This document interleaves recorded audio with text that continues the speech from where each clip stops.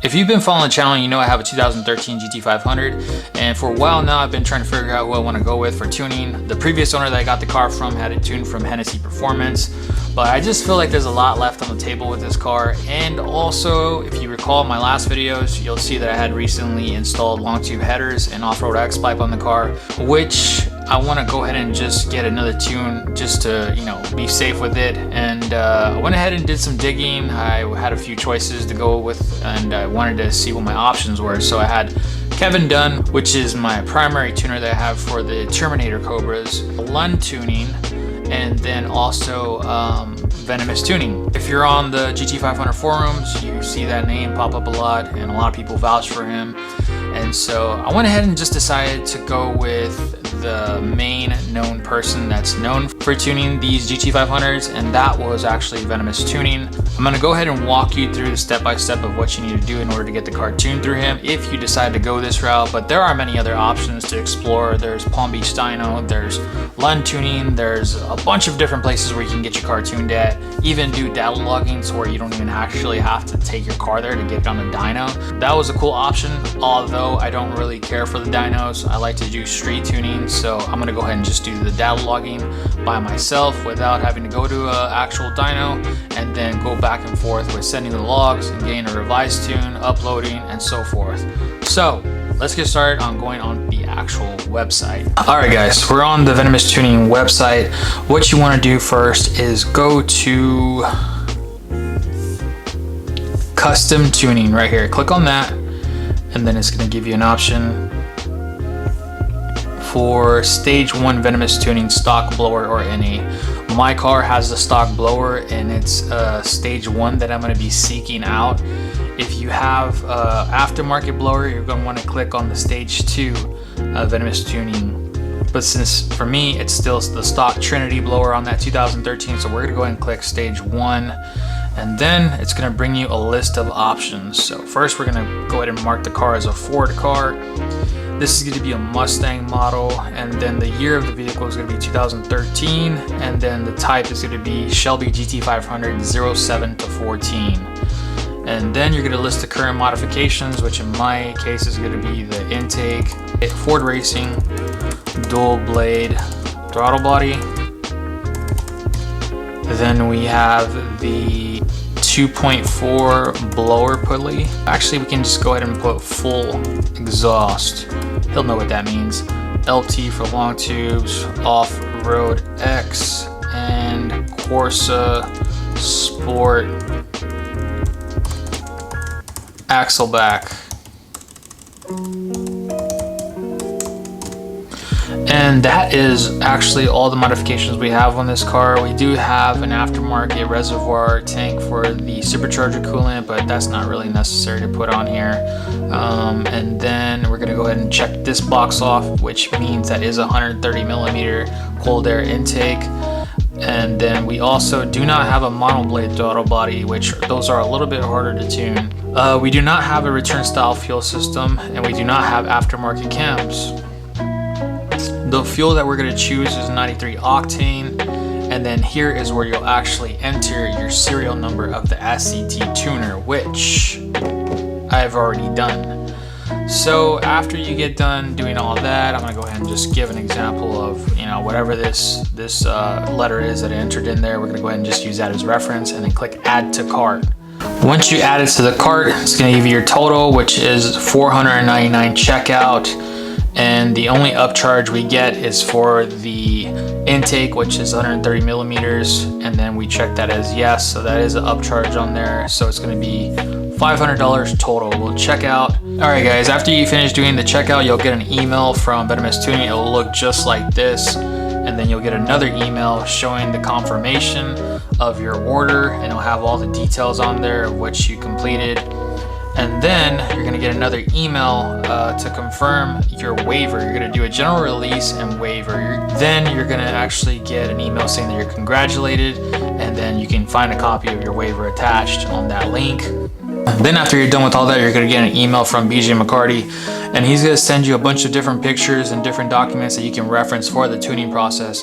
So I have my own folder saved on my computer, And the first picture we're gonna pull up is the actual picture of the bypass that you can create. It's like a jumper, and it basically just bypasses the relay just to ensure that your pump for the intercooler is actually working accordingly.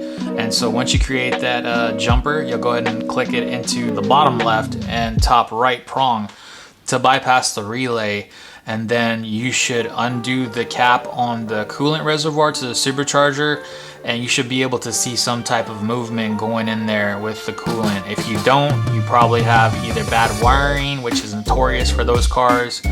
Sometimes the prongs, they get burnt up, or your intercooler pump is actually bad and you need to replace it. Then he sends you the actual, actually I can't open this here, but these are the actual configurations that you're gonna load up into the live wire, so that way you can start to log whatever you need to log. There's a bunch of different PIDs and all sorts of stuff that you'll need to create on there, kind of like a checklist of what you need to actually log, because if not, it gives you a whole bunch of different stuff. You're gonna have to sort through them accordingly, but this configuration actually expedites that whole process. Next document that you get is actually just a kind of list of step-by-step stuff for the data logging session checklist. And so he'll walk you through, what you need to have for software, what documents you need to have, team viewer, that's kind of like to chat and view each other's screens and stuff like that. And then that's pretty much it. Make sure the vehicle's in a well-ventilated area, and make sure you have accurate computer software for that. So that's that document. Then this is the dyno day document. I won't spend too much time on this. It just kind of lets you know like what you need to do to make sure that nobody's wasting their time. Make sure you have an appointment booked accordingly and everybody's on the same page, so that way you're not waiting to get revised tunes back while you're there at the dyno session and all that stuff. I'm not doing that, so I don't really need to reference this document too much.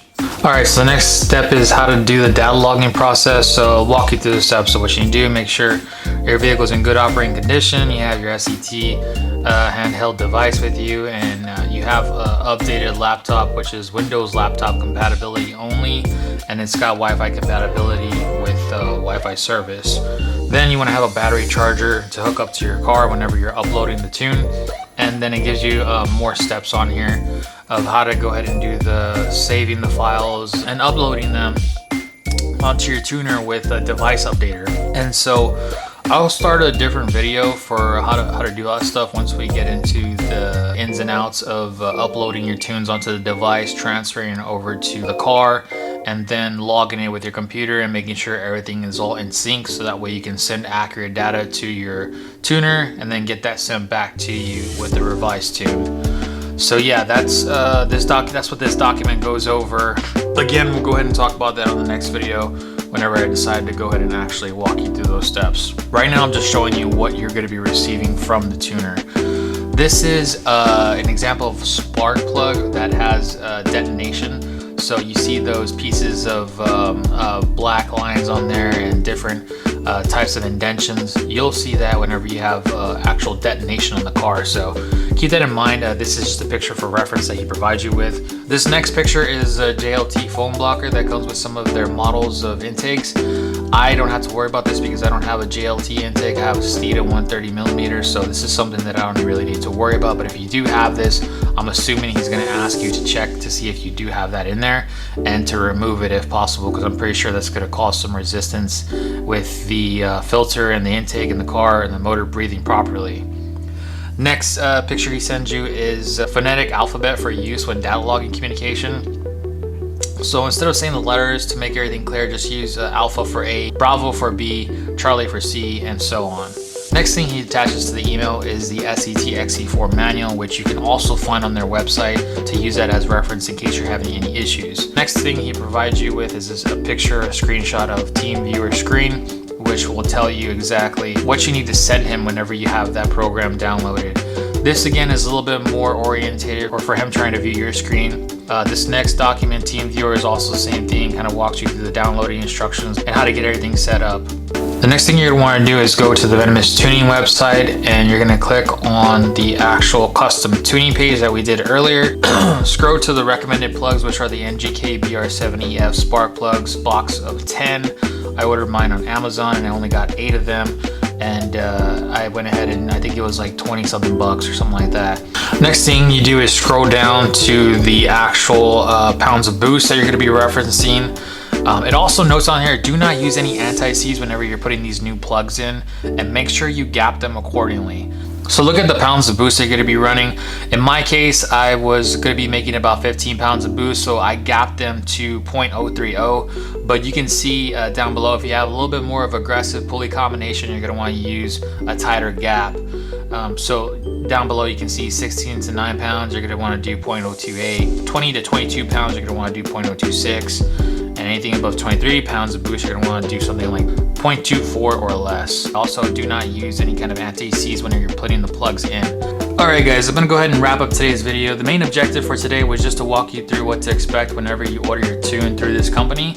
So the main important thing is to make sure you have a Windows compatible computer. You're going to download Livelink Gen II, and I'll throw some screen caps in this video so that way you know exactly what I'm talking about. And you're going to also want to download Device Updater as well. That's going to allow you to go ahead and upload revised tunes back onto your SCT tuner, so that way you can then go ahead and load the SCT tuner onto your car. Livelink Gen II is going to be the program that you're going to use to do the actual data logging. So I went ahead and dropped links down below in the description of this video, so that way you can go ahead and use those to download these programs, because you're going to need them if you go this route. And then lastly, you're going to want to go ahead and create a folder named Venomous Tuning onto your computer, so that way you can throw everything into one spot. I know in this video I was using my MacBook to show you all what I'm talking about with the step-by-step processes and what to expect and all that, but you won't be able to use your MacBook for the actual data logging and transferring of the tunes and all that. This is just for the sake of giving you visuals to see what to expect.